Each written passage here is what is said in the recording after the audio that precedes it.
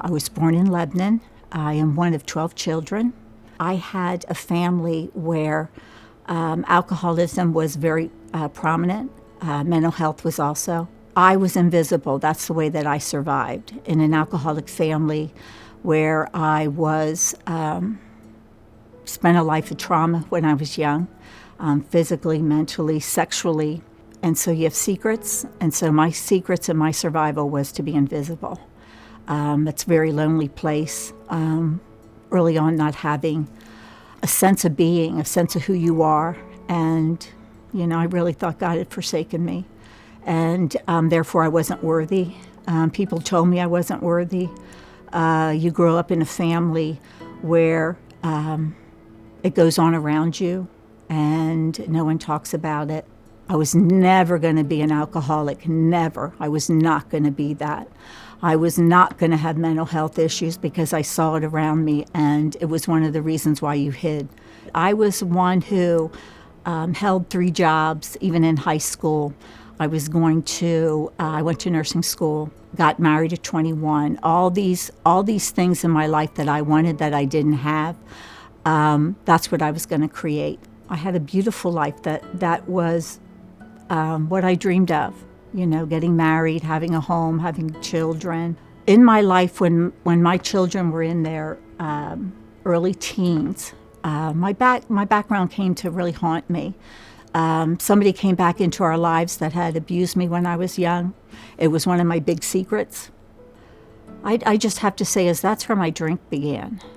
I drank during my life, I would say socially, but because I was never going to be like my family. That to me was huge of controlling it. Most of it I prayed was that I didn't want to tell my secret. Eventually, the story came out eventually of what happened, absolutely to save my children, actually. And my life fell apart. My life as I knew it was over. My marriage couldn't sustain it. I was married for 30 years, and the alcohol was my solution because all else had failed me. I prayed, so I wasn't good enough. That's what it all ended up being for me, is I wasn't good enough. I think the most devastating part for me is what I did to my children. I was a mom that failed them. I was a mom that showed up places inebriated. I was a mom that didn't come home for a week. I was a mom that they were ashamed of. All these things that go along with the addiction of something you will never, ever be. I was exactly that. And now looking back on that, this is all the healing I had to do. When I got here, the biggest thing was being still. And I've never been still in my life. And nobody knows, but there's a sign over there that says, be still. And I was exhausted and broken, so that it wasn't no problem for me. But the part of being still is I didn't want to let God in.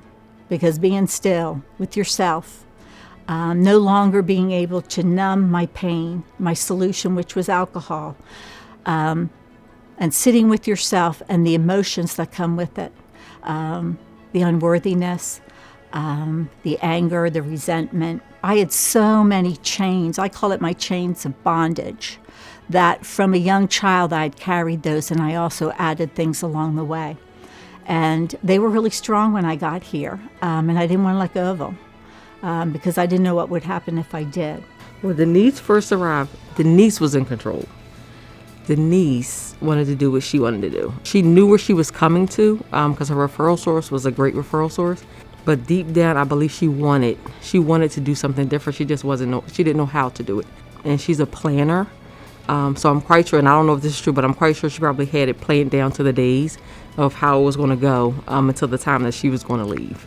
Because that's who she's always had to be. So that's who she was when she came in the door.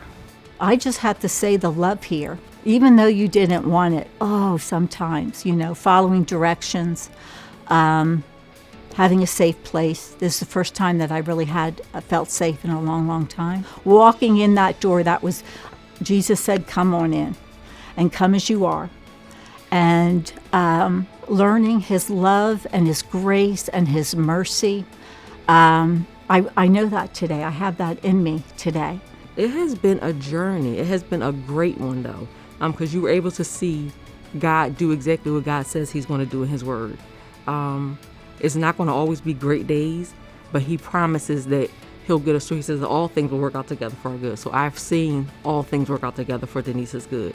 When she learned that God is for her and he's not against her, when she learned that Holy Spirit will come and transform you, and she allowed it. She allowed it. She had moments with God where she allowed him to come in and do exactly what he said he's going to do. And I've seen an amazing transformation in her life, from her relationship with her daughters to the relationship with the women here to the relationship with the staff. She submitted to the will of God, and he has done a miracle in her life.